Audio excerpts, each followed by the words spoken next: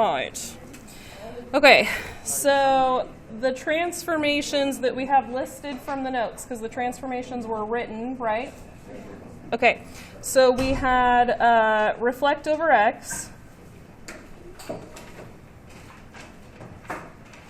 vertical compression of 1/2, and left 1. Okay, that's what we had, right? Okay, so, and then we had the vertex. What's the vertex? Okay. All right, so now what we're going to do is we're going to take the typical points for an absolute value graph, and we're going to do those transformations on the typical points. So if you need to flip to the front side of your notes so that you can remember what those points are, go ahead and flip to the front side and just tell me what points do we have. -2. Uh-huh. Okay. Perfect. 1, 1, 2, 2. Okay.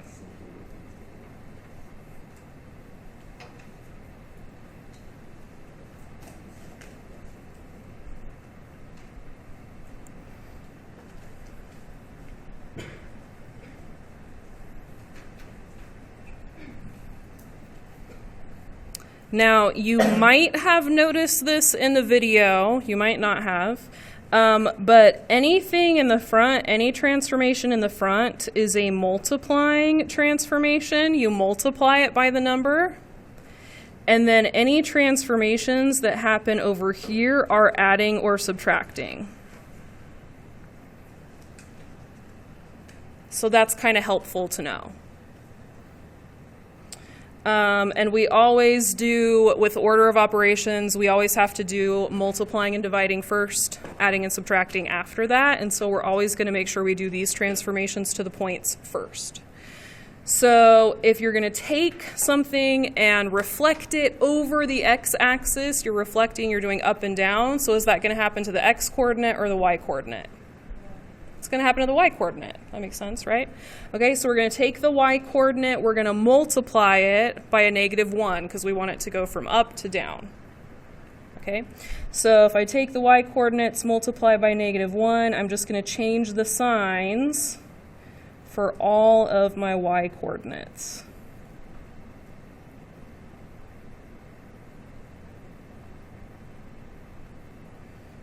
So I did multiply by -1,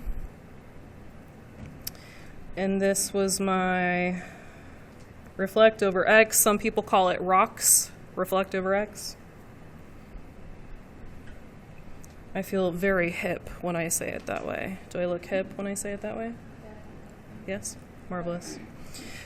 All right, if I'm going to take something and vertically compress it, I'm going to take something this tall, and if I vertically compress it by 1/2, I'm going to make it this tall. So if we're talking about height, is that an x-coordinate change or a y-coordinate change? It's a y-coordinate change. If I'm making it half as tall, what do you think I should do to the y-coordinate? Yeah, divide it by 2. So I'm going to take the y-coordinates, I'm going to cut all of them in half. So a y-coordinate of -2 would become what? -1. And then a y-coordinate of -1 would become -1/2. Okay, 0 is still 0.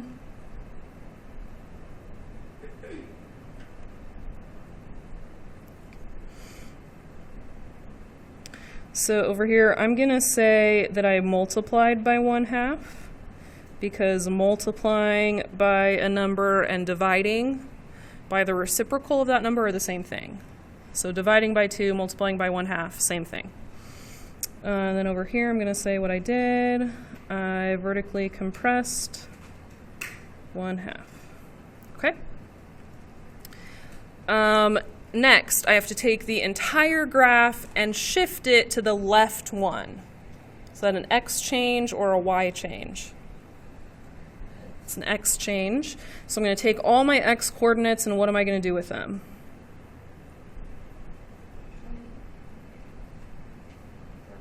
subtract 1.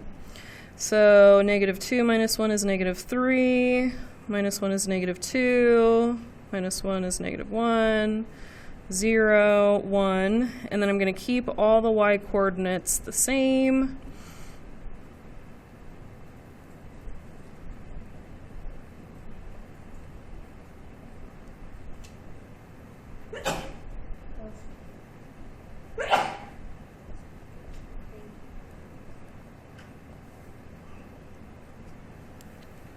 Okay, so there's all my transformations.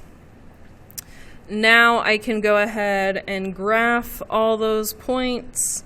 So left 3 down 1, left 2 down 1/2, left 1 down nothing, down 1/2, 1 down.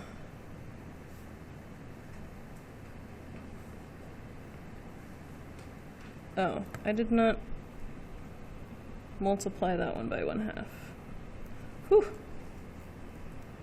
You guys, it's cool. I had a typo, but I fixed it. Ha! Get it? Get it? It's funny because it's not a typo.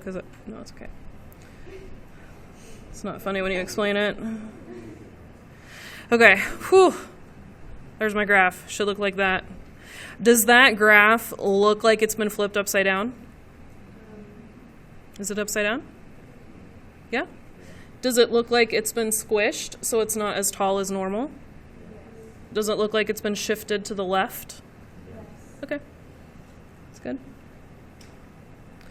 There's my graph. Pretty.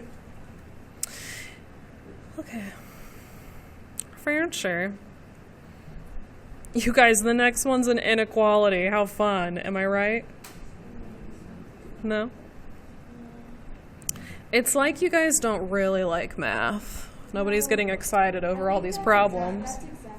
That's exactly right. I like some things in math. I like quadratics. I don't like this. Oh, that's fair. This is. You don't like math at all? Ugh, I like. my heart. I like graphing things. It's confusing sometimes, but That's fair. quadratics, that's really confusing. Ooh, okay, okay. Okay. All right. I see 2 transformations. I see 2 transformations. What transformations do you guys see? I see 2. What are they? Oh my gosh! I just did that with the Like I did it on the back. Oh, that's fine. Just draw an arrow. No big deal.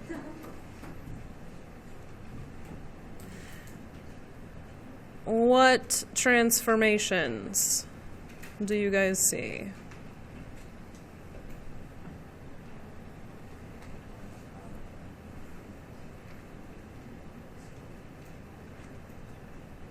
Yeah, and be careful because we're saving baby animals today. I think it's giraffe. If you mix up stretch and compression, you kill a baby giraffe. And if you mix up the left-right, because those are easy to mix up because they're backwards of what you think, then you kill a baby giraffe there too. We're going to multiply something by 4. So the 4, what is that transformation called? You might have to flip to the front of your page to remember. The number in the front, this is the A value. Vertical stretch. Okay, so we have a vertical stretch of 4. That was great. We killed no baby giraffe there. Inside the absolute value symbol, nothing's happening, so we have no left or right movement. And then we have a -5. Down 5. Marvelous. Okay, so now we're going to go ahead and write down the points. We got -2, +2, -1, +1, 0, 0, 1, 1, 2, 2.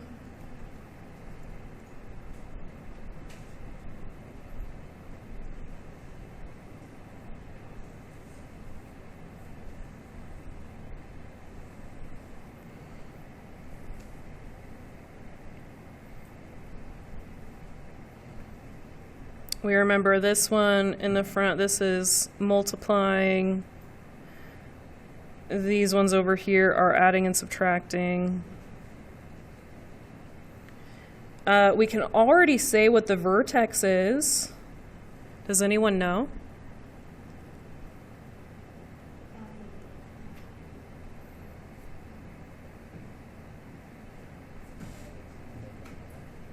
Something -5. Not the 4. Because you got to look at the inside. Now, if it should be 1, there would be a 1 in there, right?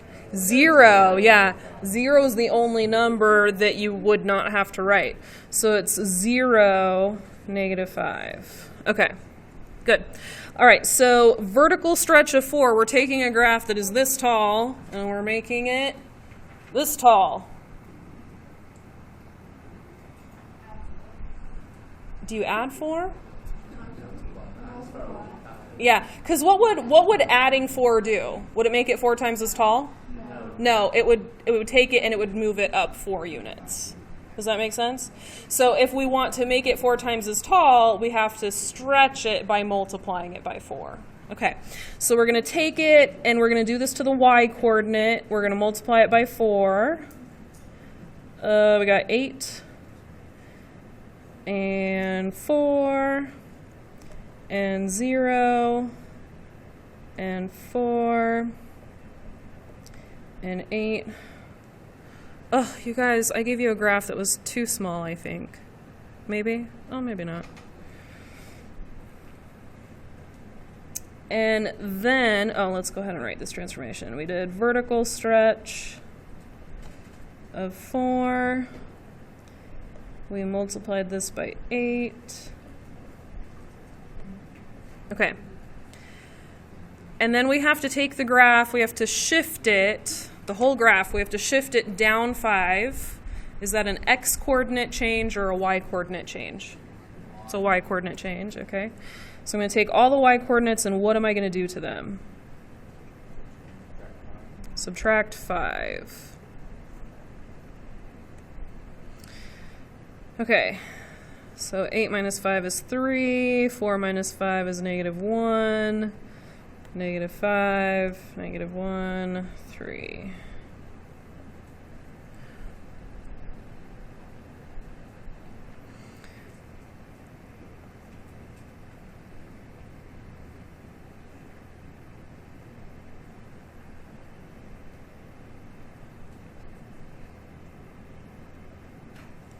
Now, be careful before you draw this because this is not an absolute value equation.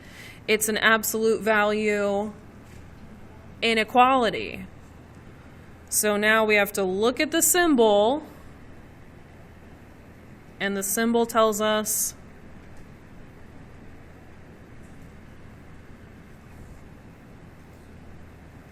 what type of line? Dotted.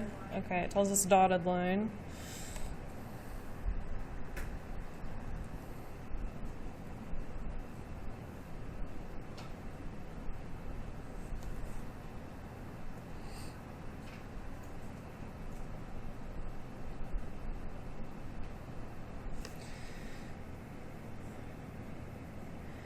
And then with a V-shaped graph, you don't really have like a straight line. You'd have like the left side of the graph and the right side of the graph, or like the top of the graph and the bottom.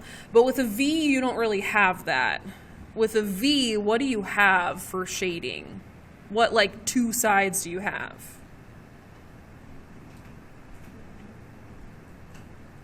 Think about the 2 sides of a V. If you think about a large V just chilling in space, what would the 2 sides be? Not negative and positive. Is it like a type of line? No. As soon as I say it, you guys are going to be like, oh, that makes sense. Not left and right. What did you say? The outside and the inside.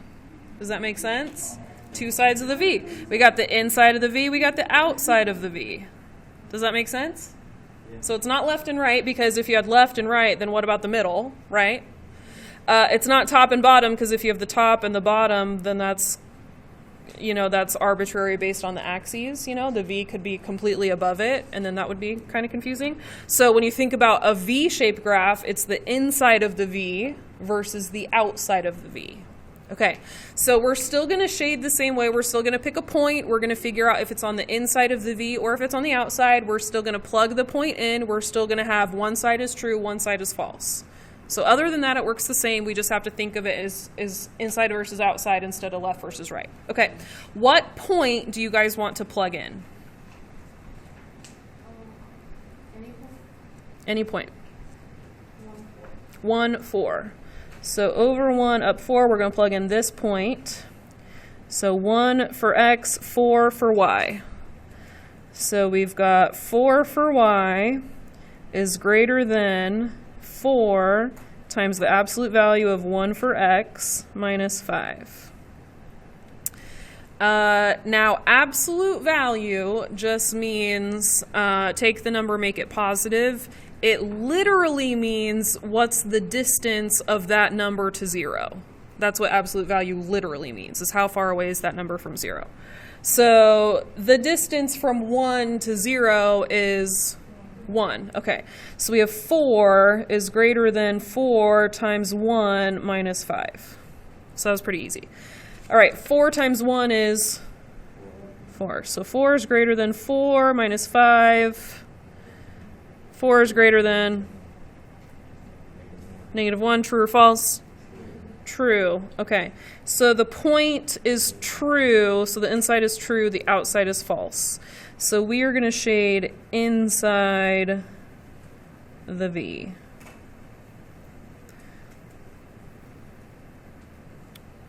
That wasn't so bad.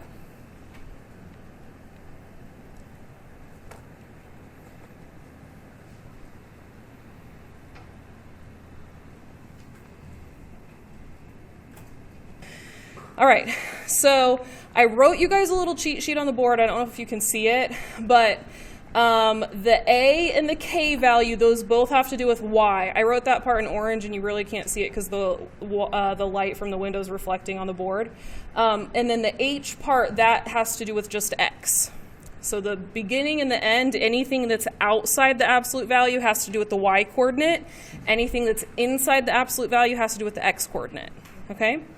The stuff that's in the very front, you multiply, then everything else is with adding, okay? So there's two sets of procedures that are going on, okay? So that means that this is a multiplying, and then this right here, everything that happens down here is an add or subtract. So that's something to keep in mind, okay? And then the other thing I wrote on the board was that this and this, these happen to the Y values, and that this part right here happens to the X value. That's the other thing I wrote on the board. Okay, those are the two sets of information that I wrote on the board. Okay, so let's use our notes and let's see if we can come up with the transformations and the vertex. Before I go anywhere, let's just put a number in here on the end. What number can you put in that wouldn't even need to be written? 0. So I'm going to go ahead and put a +0 right there. So what's the vertex of this graph? -4, 0. Okay, -4, 0. All right. I have a number in the front. I know that I'm going to end up multiplying the Y value. I'm going to multiply the Y value by that number. It's a 1.5. So if it's a 1.5, what does that mean? What's the transformation? If it's a 1.5 in the front, yeah, it's a vertical stretch of 1.5, okay? The number inside, the absolute value, happens to X. It's an adding or subtracting procedure. It says +4. What does that mean? That means it's Left 4. It's always the opposite of what you would think. Yep. Marvelous. Okay, so now I'm going to write down the 5 points. -2, 2, -1, 1, 0, 0, 1, 1, 2, 2.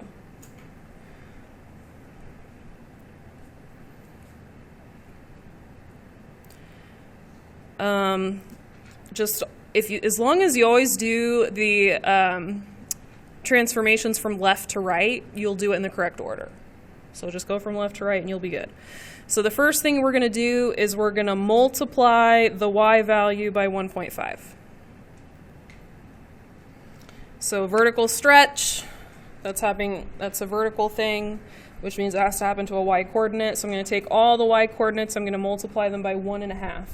So 2 multiplied by 1.5, so 1.5 and another 1.5, and then half, 2 1.5s is 3. -2, 3. 1.5 times 1 is 1.5. And then 0. And then 1.5. And then 3. Okay.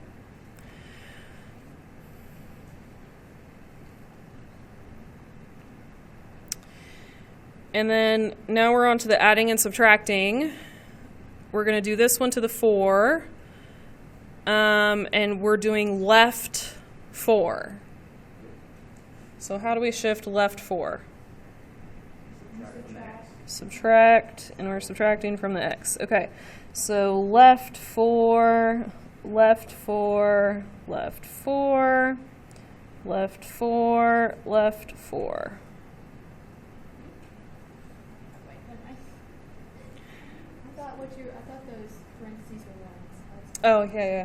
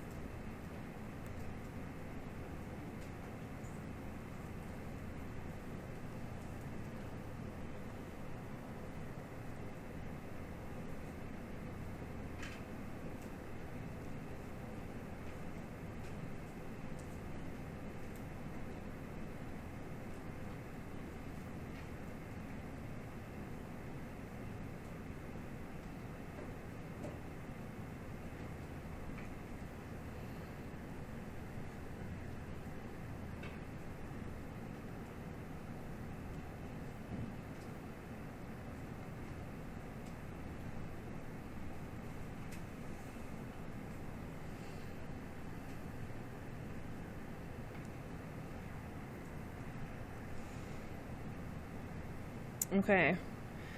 What questions do we have about 4 through 7?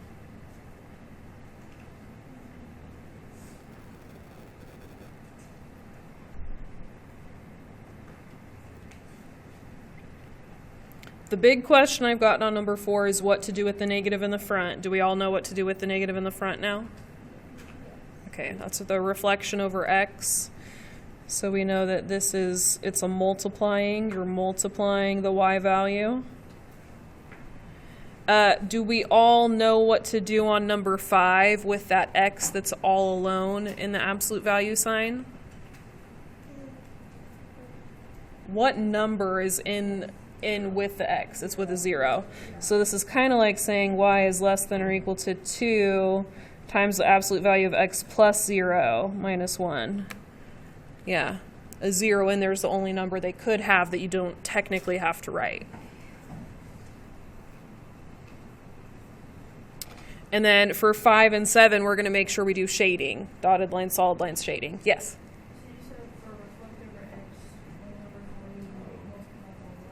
-1.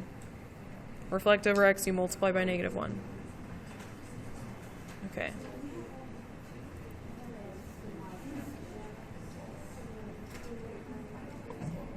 Okay. So the first 2 words that we're going to go over are domain and range. These should be somewhat familiar. Yes? You talked about these in Math 2? Okay. So domain is all of the x values, which are the inputs. You can put that's the parentheses. all the x values are the inputs that are defined in a function. This means that you can plug an x value into the function and get an answer.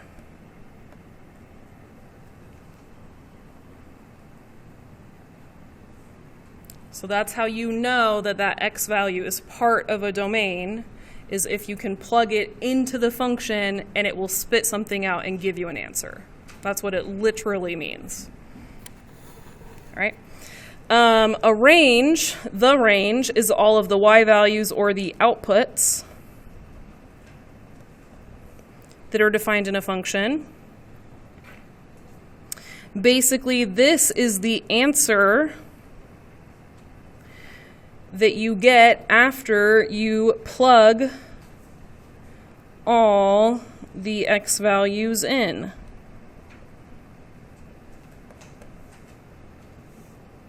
Well, the answers, plural, answers you get after you plug all the x values in. So the domain is the x values that you plug in that you can get answers to. And then the range is all of the answers that you would actually get when you plug in those x values. That's what domain and range like literally mean in like common language. That's what it actually means. Okay. Now, we often are going to find the domain and the range by looking at a picture of a graph, because at this level, that's the easiest thing for us to do. When you get onto pre-calculus, then you're going to start finding domain and range by looking at the equation of a function. Okay, but for us, we're still looking at pictures.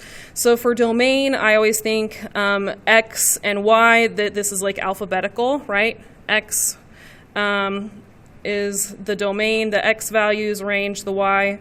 And domain and range, that's alphabetical, just like x and y is alphabetical. So for the domain, I'm always going to look from left to right in my picture. And for range, I'm always going to look up and down in my picture. That's how I always figure out what the domain and range are. So if I look at this picture from the left to the right, I can see that on the left side, I see an arrow. And on the right side, I see an arrow, which means that my graph goes forever to the left, my graph goes forever to the right. So I'm going to have all those x values, and it has all the x values in between, which means basically, if we go back to the definition of what domain is that if I go to an absolute value graph, an absolute value just says how far away is the number from 0, then I could pick any number and say how far away is that number from 0, and you could always tell me an answer. I can pick any number I want, and somebody could always give me an answer to how far away is that number from 0. And that makes sense to us, right? We could always give an answer to that. But you can also see it from the picture. You can see that in this picture, the arrow goes left forever, the arrow goes right forever, and there's no gaps in the picture. So we're going to say that the domain is like every single number imaginable. Okay? And the way that you write that is you say negative infinity to positive infinity, and infinities are represented in math by arrows. So a left arrow is a negative infinity, a right arrow is a positive infinity. And it's like you're drawing a sideways figure 8, negative infinity to positive infinity. Okay? So for the domain, I'm going to say negative infinity to positive infinity. That's the way that I write it. And then we actually put parentheses around it. This notation is going to be kind of new to us. I'm pretty sure you didn't use it in Math 2. You guys used it in Math 2? Did everybody use it in Math 2? Some of you guys didn't? Okay. So I'm gonna use it with you guys as though none of you guys have seen it before. Okay, that's what I'll do. All right, so from left to right, we have negative infinity on the left, positive infinity on the right. Now, we also have the range, which is from down to up. So I'm going to look at the bottom of the graph, and I'm going to look at the top of the graph, okay? So the top of the graph is right here. It's the vertex. Everyone agree with that? That's the top of the graph. Now, the bottom of the graph, technically it's both of these ends because it's cut off here, but it's an arrow. It goes forever, right? So even though it's cut off, technically both of these arrows would be, in the same place. It'd just be like over here. if I hadn't cut the graph off. So I'm going to say the bottom of the graph is kind of like down here. It's just arrows going down. So if we have arrows going down, then that means that the bottom of the graph is negative infinity. And the top of the graph is the y coordinate of this vertex right here. So it's the vertex, right? But it's the y coordinate because we're thinking in terms of up and down. So what's the top of the graph? 2. Okay, so I'm going to say the range is negative infinity at the bottom and 2 at the top. So I'm going to put a parenthesis, and then this, because this is an actual number, and if somebody says, Miss Rice, where's 2? I can put my finger on it and show them the 2, it's right there, because I can show them.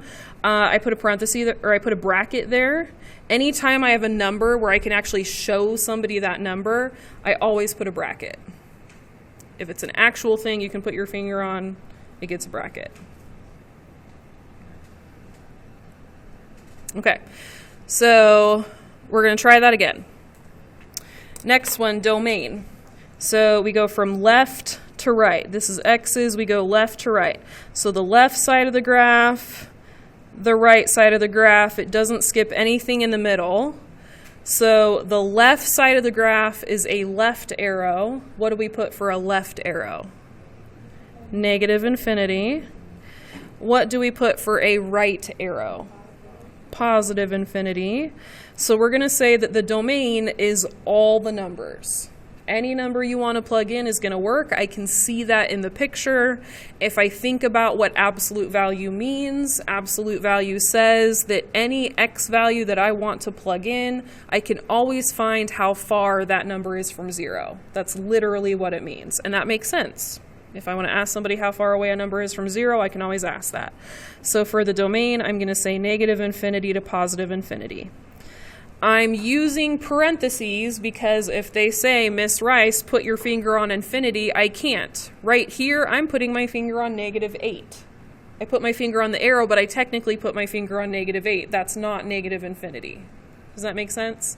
So because I didn't actually put my finger on it, I cannot put a bracket right here. Okay? All right, now let's do bottom to top. So here's the bottom of the graph. The top of the graph is like somewhere over here, right? There's the top of the graph. So the bottom of the graph is what number? Negative 7. Okay, that's the bottom of the graph. And then what's the top of the graph? Infinity. Okay, so for the range, I'm going to write the bottom of the graph first. So I'm going to say the bottom of the graph is negative 7. The top of the graph is infinity. If somebody asks me to put my finger on negative 7, can I do it? Yes, I can do it, so it gets a bracket. Can I touch infinity? No, so that gets a parenthesis. Perfect. Okay.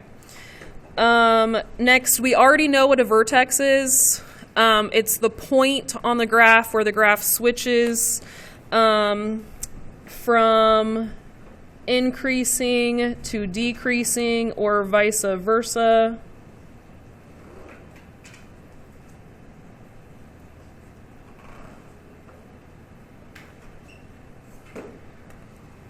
Okay, and I will leave it there.